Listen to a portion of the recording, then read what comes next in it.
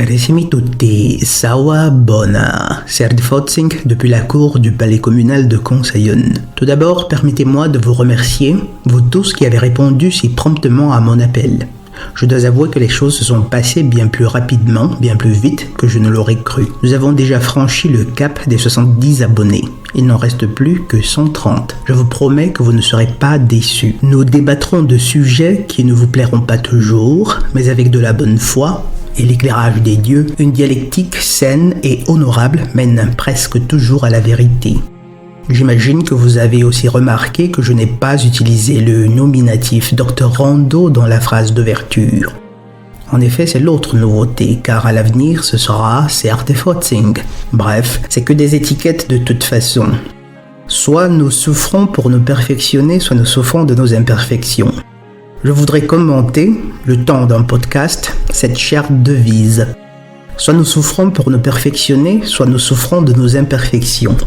Que signifie donc cet aphorisme ? Je crois que de façon assez intuitive, chacun peut percevoir son sens profond. Mais rien de mal à le gloser, juste au cas où de jeunes personnes écouteraient cette vidéo, puisqu'à l'avenir, mon intention est que nous en arrivions à toucher les plus jeunes, en particulier les androphores. Essayons donc de rendre plus explicite cet aphorisme. Soit nous souffrons pour nous perfectionner, soit nous souffrons de nos imperfections. C'est l'une de ces lois qui sont présentes dans beaucoup de textes sacrés et profanes, mais en général de façon implicite. La Bible nous dit par exemple que chacun doit porter et accepter sa croix, et de toujours veiller. Elle enseigne, tout comme le Coran, la nécessité d'endurer patiemment, car la souffrance est l'élément clé de ce plan d'existence dont la fonction principale de la souffrance est de nous transformer. Pensez à l'image du diamant et du graphite. Pour les plus jeunes qui ne connaissent pas ce qu'est le graphite, vous n'avez qu'à prendre un crayon, c'est la mine de vos crayons. Pour ce qui est du diamant, je crois que c'est une pierre connue de tous, car c'est depuis l'utérus que les gynophores leur inculquent à leurs enfants l'idée qu'ils devront s'asservir pour en offrir ou qu'elles devront harceler pour en obtenir.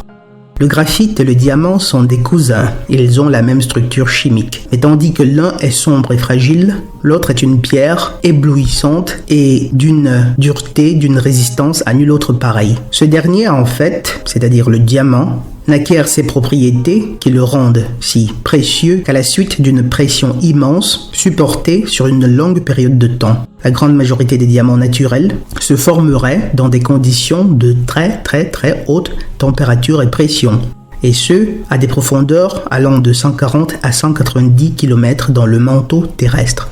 Au fait, juste en passant, n'utilisez jamais une telle image en présence de votre épouse ou de votre petite amie. Elle pourrait un jour vous accuser de lui avoir fait la promesse de lui offrir un diamant. Promesse que, bien entendu, vous n'avez jamais honorée.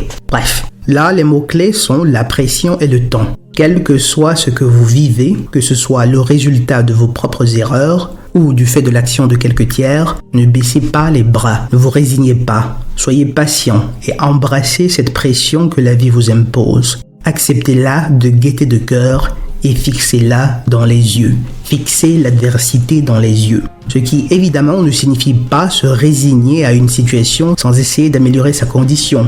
À côté de la souffrance qui nous est imposée, disons par le destin, il faut aussi ajouter celle que présuppose l'effort, le désir de s'améliorer. C'est ainsi que de carbone, vous passerez à l'état de diamant. Une sagesse populaire d'antan disait, et là je paraphrase, « Acceptez ce que vous ne pouvez pas changer, luttez pour améliorer ce qui est sous votre contrôle et demandez au Dieu de vous apprendre à faire la différence. Aucun effort n'est jamais vain. » Nous vivons sur ce plan d'existence pour nous améliorer chaque jour de notre vie par la souffrance. C'est à travers les adversités que nous grandissons, que nous apprenons à pardonner, à être patient, à avoir de l'empathie à l'égard de ceux qui passent par les mêmes épreuves, ou même à anticiper ce que peuvent vivre les personnes qui, à l'occasion, sont affectées par les choix que nous faisons. Toutefois, il est important de bien cadrer la signification de cette souffrance, car affirmer que la souffrance c'est quelque chose de bien ou quelque chose d'utile à l'humanité pourrait donner lieu à deux déductions particulièrement perverses et délicates. Les uns, en particulier les ennemis du bien, pourraient prétendre qu'en fait, ils sont ainsi justifiés du mal qu'ils font, vu qu'ils s'inscrivent en fin de compte dans le grand plan divin pour la rédemption de l'humanité. L'ordre du chaos, comme le disent si bien et si fièrement ces seigneurs ténébreux. Si la souffrance est un instrument utile pour l'évolution de l'humanité, alors tant mieux. L'humanité n'aura pas de quoi se plaindre. Guerre, famine, paupérisation, pollution mentale, etc., etc. C'est le paradoxe de Judas, en fait. Le gars trahit son meilleur pote pour du fric, l'envoyant vers une mort certaine et atroce. Après, il se dit, si c'est pour le bien de l'humanité, Judas Iscariote pour vous servir. J'en connais qui doivent m'être reconnaissants. Je crois qu'il faut que les personnes arrêtent de dire tant de mal de moi. Après tout, j'ai donné à votre sauveur la possibilité de mourir justement pour vous sauver. Oh que non, l'ami Iscariote. Tu ne devais pas trahir ton ami. Peu importe si après les conséquences de ton acte, de ton choix délibéré, aboutissent à un bien. Cela n'est possible que parce que chaque mal contient déjà en soi les germes de sa propre destruction. Tout simplement. Après tout, on ne va tout de même pas te donner une médaille pour avoir trahi ton ami. Bien sûr que non. Bref. La deuxième déduction erronée qui pourrait être faite partant de l'idée que la souffrance nous est bénéfique, c'est celle que ferait M. Sandro Mazzocchini, alias le représentant de l'Association mondiale des sados et des masos. Le docteur Rondeau, il a dit que la souffrance est bien. Hourra, hourra! Passez-moi vite des pinces tétons et un chalumeau.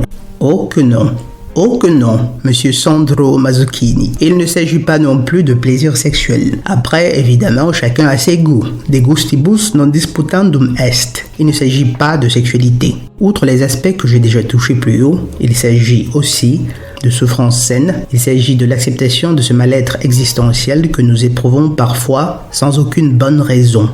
Vous savez tous que pour autant que vous aurez acquis tous les biens de cette terre, couché avec les femmes les plus belles, il y aura toujours comme un vide qui ne peut être comblé que par une quête métaphysique, une quête spirituelle. À défaut de quoi, on finit toujours par sentir un vide. C'est aussi de cette souffrance-là qu'il s'agit. Pâtir la fatigue, le froid, parfois la faim, le sacrifice de soi pour un plus grand bien tel que prendre soin des nôtres, de ceux que nous aimons. C'est les souffrances de base qui étaient prévues par le plan divin initial. L'enfant arrive dans le monde en souffrant. Le froid, la faim, la torpeur de la descente dans une enveloppe charnelle. Une contrainte qui l'accompagnera toute sa vie. Telles sont les souffrances initialement prévues dans le plan de départ. Du moins depuis qu'Adam, par faiblesse, a écouté ses gynophores plutôt que le Créateur. Car peut-être que vous ne le savez pas, mais même les souffrances que nous devons pâtir du fait des contraintes de nos enveloppes charnelles n'étaient même pas si douloureuses qu'elles le sont aujourd'hui. C'est-à-dire avant qu'Adam et Ève ne sortissent du jardin. Pendant leur séjour dans le jardin d'Éden, ce qu'on pourrait appeler leur enveloppe matérielle n'était pas dense comme elle l'est aujourd'hui. Mais c'est un thème pour un autre jour. Bref, carissimi tutti, les souffrances auxquelles se réfère cette devise sont celles naturellement prévues par le plan divin d'un côté et celles que l'esprit accepte de s'imposer pour accélérer son évolution spirituelle. Le jeûne, la tempérance, la modestie, la patience, etc., etc. C'est les souffrances qui vous permettent de prendre un certain niveau de contrôle sur votre enveloppe physique. Et une fois de plus, les guerres, les famines, la violence, l'égocentrisme sans fond de certains ne sont que des stratégies mises en place par le Seigneur ténébreux qui gouverne ce monde pour entraver l'évolution spirituelle de l'humanité en manipulant les hommes. Toutes ces souffrances-là ne relèvent pas du dessein initial du Créateur. Soit nous souffrons pour nous perfectionner, soit nous souffrons de nos imperfections. Si donc, à défaut de souffrir pour nous perfectionner, nous souffrons de nos imperfections, cela veut-il dire qu'en fait, nous naissons imparfaits depuis le départ? Oh que oui. Mais là, ce sera le thème d'une autre vidéo. Une fois de plus, je vous remercie tous pour avoir répondu si promptement à mon appel, et bien entendu, rappelez-vous toujours, soit nous souffrons pour nous perfectionner, soit nous souffrons de nos imperfections. Serge Fotzing depuis la cour du palais communal de Consayonne. Sawa Bona.